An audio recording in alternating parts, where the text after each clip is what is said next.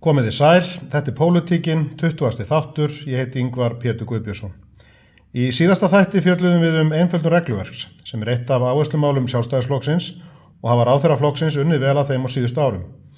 En það eitt að einfalda regluverk og minnka flækjur í kerfinu, það svo annað að gera hlutina notendavænni og einfalda fyrir almenning, okkur sem þurfum að eiga í samskiptum við hið opinbera og kerfið. Markmiði með einföldu regluverks jú í enda dags að einfalda líf fólks, draga úr flækjum og gera samskiptin markvissari og skilvirkari. Í þessum þætti ætlum við að beina sjónum okkar að stafrænum lausnum opinbera stofnana hér á landi. Það er óhætt að segja að það hafi orðið bylting í upplýsingatækni á umliðnum árum. Nú eru flestir komnir með bankann sinn í síman, allan tölvupóstinn, greiðslukortin, í raun allt internetið eins og það leggur sig og allmargt annað sem lítur að daglegum samskiptum og viðskiptum. Í gær fór ég til dæmis í apótek og notaði rafrænt ökuskírteini til að sanna deili á mér. Ég sýndi starfsmanninum bara síman minn og hefði svo geta greitt fyrir lyfin með sama síma. Plastökuskírteinið varð eftir út í bíl. Þeir tímar eru að verða verkefni sagnfræðinga þar sem fólk þarf að ganga með pappíra á milli stofnana til að sækja hin ýmsu leyfi til reksturs fyrirtækja, húsbygginga og annað í þeim dúr. Allt stefnir í stafrænar lausnir, í anda stefnu Sjálfstæðisflokksins og fyrir tilstuðlan ráðherraflokksins sem hafa verið duglegir við að ýta ýmsum verkefnum úr vör. Til að ræða þessi mál hef ég fengið góðan gest, Andra Heiðar Kristinsson, sem stafrænn leiðtogi, áhugaverður starfstitill, hjá verkefnastofu Stafrænt Ísland sem starfar á vegum fjármálaráðuneytisins. Andri og hans teymi vinnur á því að aðstoða opinbera stofnanir við að bæta stafræna þjónustu við almenning með því að gera hana skýrari, einfaldari og hraðvirkari. Stór markmið, velkomin Andri. Þakka fyrir kærlega. Þetta var kannski dálítið langur inngangur hjá mér. En það ekki allir sem vita hvað Stafrænt Ísland og þau verkefni sem þau eru að vinna að. Hvað í stuttu máli Stafrænt Ísland og hvað hafið þið verið að gera síðan 2018 þegar þið tókuð til starfa? Já, Stafrænt Ísland verkefnastofa eins og þú nefndir sjálfur um Stafrænt Ísland og við erum í rauninni að hjálpa ríkisstjórninni og öllum stofnunum hins opinbera að einfalda líf fólks með stafrænum lausnum. Þannig að við erum eins og þú nefndir áðan að bankarnir eru komnir með allt í farsímana og stafræn samskipti og mörg fyrirtæki. Og hið opinbera hefur kannski einhver leyti setið á hakanum svona undanfarin ár en nú hefur verið að svona undanfarin eins og segir frá 2018 verið að gera gott átak í þessu og þessi verkefnastofa sett á fót, ég tók við henni síðan núna í byrjun árs og við erum svona eins og við höfum sagt við höfum verið í undirbúningstímabili og nú erum við farin í keppnisgalann og erum farin að bretta verulega upp ermarnar af því að það að mörgu að taka. Þannig að við erum að vinna með stofnunum, við rekum Ísland.is vefinn og vinnum síðan með stofnum að því að einfalda þeirra líf og bæta þjónustu almennings. Og rauninni kjarnamarkmiðið að efla samskipti almennings og fyrirtækja við opinbera að þau geti öll farið fram með stafrænum hætti. Þannig að Ísland.is þar einungis upplýsingar frá opinberum aðilum? Já, það eru fyrst og fremst upplýsingar frá opinberum aðilum og bæði ríki og sveitarfélögum stofnunum og þar getur nálgast upplýsingar og aðgengi getur svona miðlæg þjónustu gátt þar sem það átt að geta fundið svörin og svona byrjunarpunktinn við öllu á einu stað. Hvernig þessi markmið svona eru mjög háleit og eins og þú segir þið eru komin að stað, maður tekur alveg eftir því en hvernig gengur svona að vinna? Eru þið á áætlun eða eru þið að gera meira en þið héldu að þið næðu eða voru sett markmið hvar eru þið stödd í þessu ferli? Já, við erum í rauninni bara á fullum krafti og í rauninni erum við að hraða verkefni sem voru farin á stað. Það var mörg góð verkefni farin á stað í upphafi árs en við ákvaðum og ríkisstjórnin ákvaði að setja auki fjármagn í þessi verkefni til að mynda út af heimsfaraldrinum að rauninni sjá allir hversu mikilvæg þörfin fyrir stafræna þjónustu að þurfi ekki að mæta á staðinn. Fólk þurfi ekki að bíða klukkutímum saman í röð hjá sýslumönnum eða hvar sem það nú að fólk geti einfaldlega afgreitt sig sjálft í sjálfsafgreiðslu á netinu í öll þessi erindi.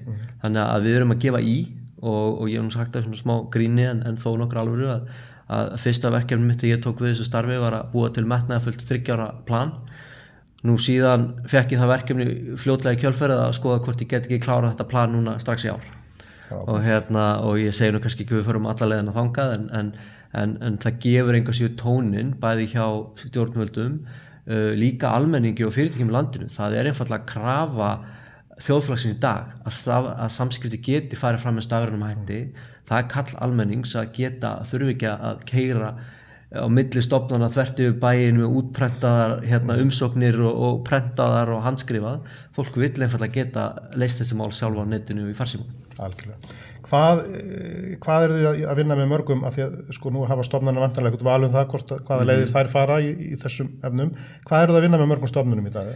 Ég hef ekki, stofnanir í heild sinni eru 165 talsins og ég hef ekki tölað því nákvæmlega hversu margar að vinna með okkur í svona beinum verkefnum, en við snertum þar nánast allar að einhver leiti. Í sömum að vinna með mjög stórum verkefnum, við erum að vinna mikið til þess að vera að tala sýslumenn, stafrænu ökuskírteinin, ýmsir ferlar hjá sýslumönnum hefur verið að vinna mikið með og fjölmörg verkefni í menntamálakerfinu, hér og þar heilbrigðiskerfinu.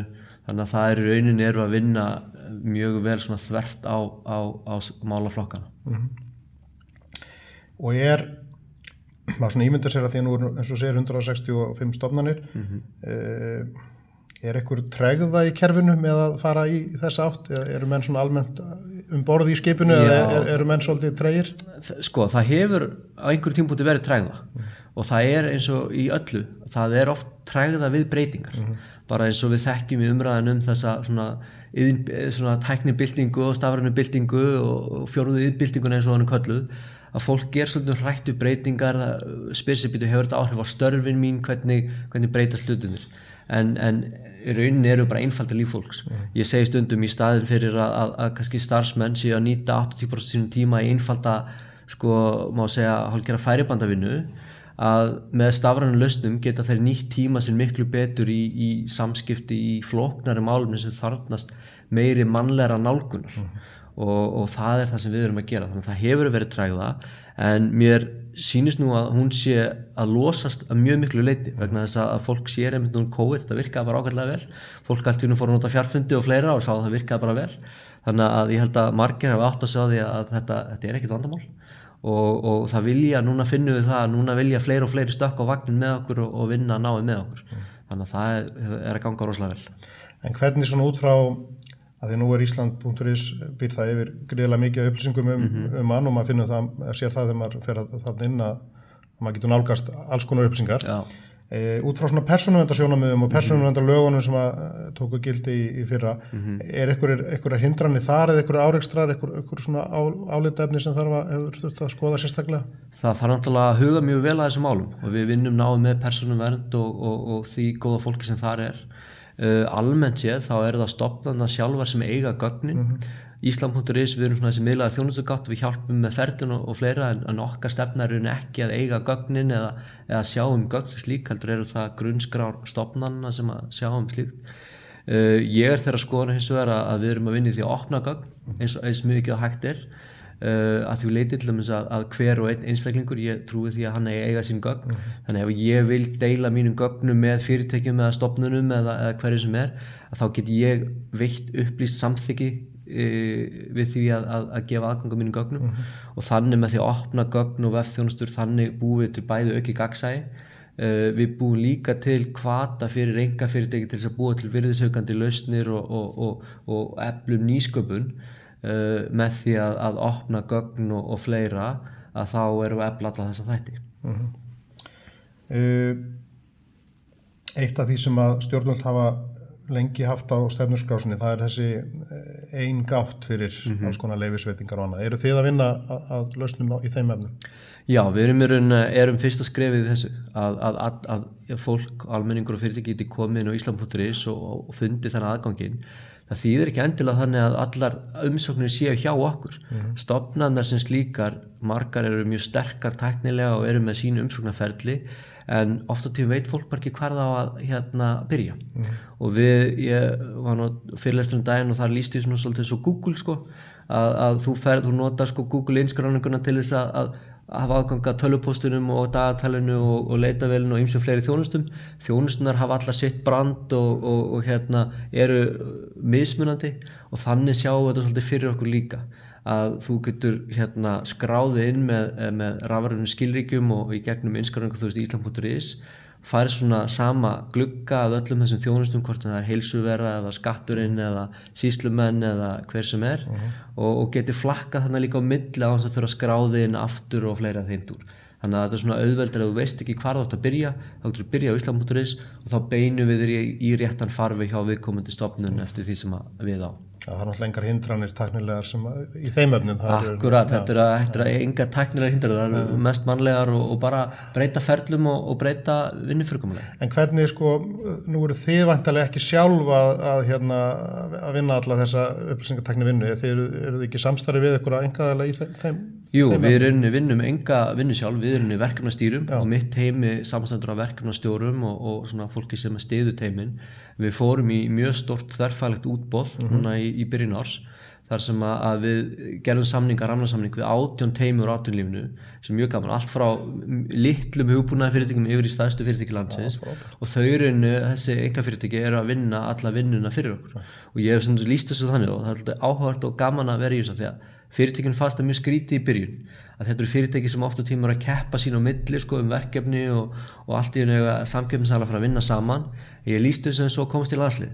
Félagsliðin eru í boltanum, þau eru alltaf að keppa sín á milli og það er hatrum barða þar á milli en síðan þegar menn eru valdir í landsliði að þá vinna menn saman að sameiginlegu markmiði og þetta er sameiginlegt markmið okkar allra og hagur okkar allra að vinna að þessum málum, þannig að það hefur gengið ótrúlega vel.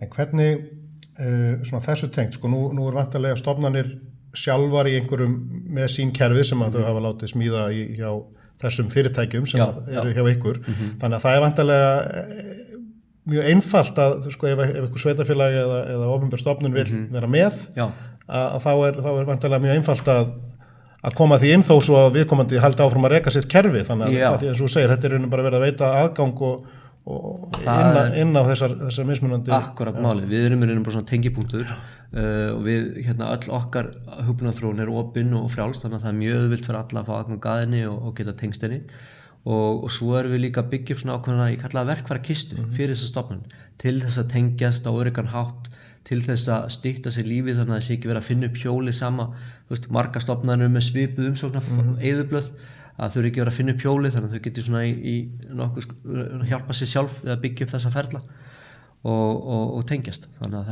þetta spilar allt saman. En hvernig með svona eru menn komnir ef menn eru með eitthvað gömul kerfi hvernig virkar það? Þarf að smíða þau upp á nýtt eða eru margir í því að nota einhver kerfi sem eru það gömul að það bara einhver sérhæfða aðila til þess að halda þeim við? Já, það eru dæmi það bara alveg svo hjá einkafyrirtækjum og fleirum og það eru alltaf stundum eru kerfin orðin og gömul þannig að það þarf að byrja upp á nýtt. Ég hef stundum lýst þessu svona bara eins og vegakerfinu. Þetta er svona þú ert bara að meta hvert tilviki. Stundum er vegurinn orðin það gamall og úr sig genginn og lélugur að það borgar sig einfaldlega að leggja nýjan veg 200 metrum til hliðar og bara setja þann gamla til hliðar. En stundum er hægt að lagfæra veginn og malbeka aftur og kannski bæta þessi í kantinn. Þannig að þetta er svona svipað, maður þarf bara að meta hvert tilviki fyrir sig, hvort það þurfa að endurgera hlutina frá grunni eða bæta við. Svona aðeins, að því við nefndum aðan rafræna ökuskírteini og það er væntanlega nýjasta verkefni sem að kláraðist. Jú, það er eitt af þeim allra nýjustu verkefnum og stuðningslánin, það var að klárast líka. Já, stuðningslánin, einmitt, það var í fréttum. Það eru svona tvö nýjustu verkefnin. Hvernig er svona ferill þegar þið eins og með rafræna ökuskírteini? Þarna eru tvö ráðuneyti ef ég mann rétt sem eru í samstarfi með þetta dómsmálaráðuneytið og samgöngu- og sveitarstjórnarráðuneytið. Hvernig er svona ferill? Hvernig fer hann á stað og hvernig komið þið inn í ferlana? Já, það eru getur hafist á mismunandi vegu en ég myndi að segja oftast í langflestum tilvikum að þá eru það annarkvæmt viðkomandi ráðuneyti eða stofnanir sem að leita til okkar. Oft í byrjun er þetta bara ráðgjöf bara við erum að fara á stað með þetta verkefni, hvernig var sniðugt fyrir okkur að haga þessu verkefni þannig að við erum mjög góða yfir bæði þau tæki og tól og bara svona nýjustu framþróun í stafrænum málum og svo oft á tíðum sjáum við þetta á vel heima hjá okkur og okkar borði og þá setjum við saman einhvers konar þverfaglegt heimi með þessum mismunandi aðilum sem að vinna þá saman að því eftir atvikum að vinna að málinu þannig að þá fáum við fólk frá stofnun eða ráðuneytum eftir hvernig það er og búin til svona lítinn vinnuhóp. Hvaða önnur verkefni eru á ykkar borði í dag sem að eru svona, við förum að sjá birtast okkur á næstu mánuðum eða? Já, þau eru ansi mörg. Við erum svona kannski stóra verkefni núna við erum að endurgera Ísland.is vefinn, hann er svona aðeins úr sig genginn. þannig að við erum að bæta þar upplýsinga vefinn mjög verulega, leitina og fleira, þannig að núna með haustinu þá munum við opna glænýjan vef sem verður svona býður upp á nýjasta nýtt í tækni og þjónustu við almenning í starfandi þjónustu, þannig að það svona stórt skref og veitir mjög öflugt aðgengi. Svo eru svona stór mál sem við erum að vinna í eins og fæðingarorlofssjóður, við erum að fara á stað núna með það tafðist af COVID en fer á stað fullum krafti núna með haustinu að búa til algjörlega full rafrænt umsóknarferli í fæðingarorlofssjóð, þannig að það er stórt mál. Við erum að vinna fleiri mál með sýslumönnum varðandi svona fjölskyldumálefnin og fleiri mál sem að þarf að tækla þar, þannig að það eru fjölmörg mál sem eru á dagskránni. Sjúkraskrárkerfið er annað sem að dæmis nefnt og Tryggingastofnun, það er fjölmörg ferli, það eru umsóknir sem ennþá eru á pappírsformi, þannig að við erum að vinna að fara í stóru verkefni þar. Eitt af svona áhersluatriðum ríkisstjórnarinnar var að árið 2020 yrði rafræn samskipti megin samskiptaleiðin. Já. Hvar stöndum við í því? Hafa verið eitthvað tafir út á COVID eða erum við að sjá það svona mestu gerast á þessu ári? Nei, ég held að COVID hafi eitthvað flýtt þessu ferli, að nú er fólk tilbúið í að nota stafræn samskipti ennþá betur. Þannig að ef eitthvað má segja eitthvað gott hafi komið út á COVID og þá allan að lærðu við á tæknina mjög vel.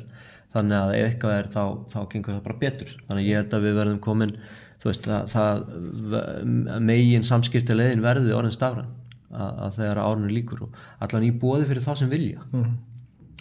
Frábært. Nú er náttúrulega notendur á öllum aldri og misjafnlega tölvufærir og tæknifærir og sumir hafa bara ekki mikinn áhuga á tækni yfir höfuð. Nei.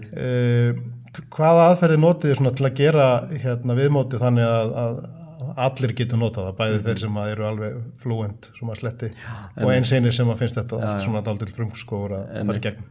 Það er náttúrulega, það er erfitt að þetta verði fullkomið og allir skilji þetta strax, en við erum förum í notendaprófanir og vinnum með þessum mismunandi hópum.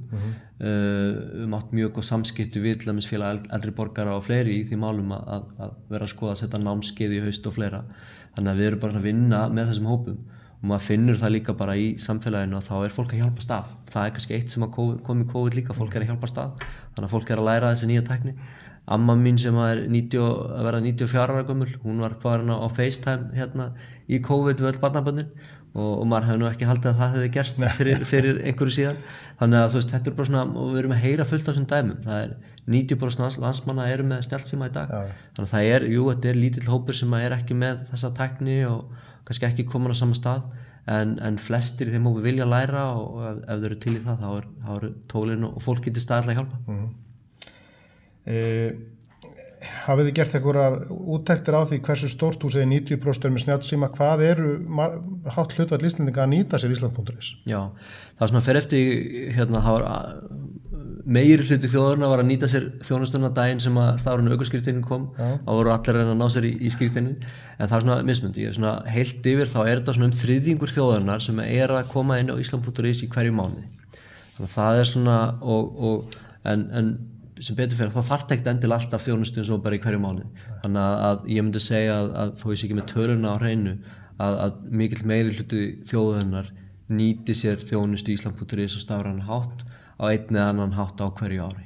Eru þið líka með heilsuveru eða er það alfarið undir landlækni? Já, heilsuvera er ekki að landlækni, alveg eins og skatturinn og fleiri öflugar stofnanir eru með sín tölvukerfi, en við vinnum mjög náið með þeim. Til dæmis eins og ég nefndi varðandi innskráningarþjónustuna, við erum að setja á laggirnar nýja innskráningarþjónustu sem er mun öflugri en er í dag og þá vinnum við þetta náið með þessum stofnunum og vinnum að því að tengja okkar kerfi og þeir tengjast inn í það sem við kallum strauminn, sem er svona þetta örugga samskiptalag, þannig að stofnanir geti talað sín á milli á öruggan hátt og þessar stofnanir eru að vinna í því að tengjast þar inn.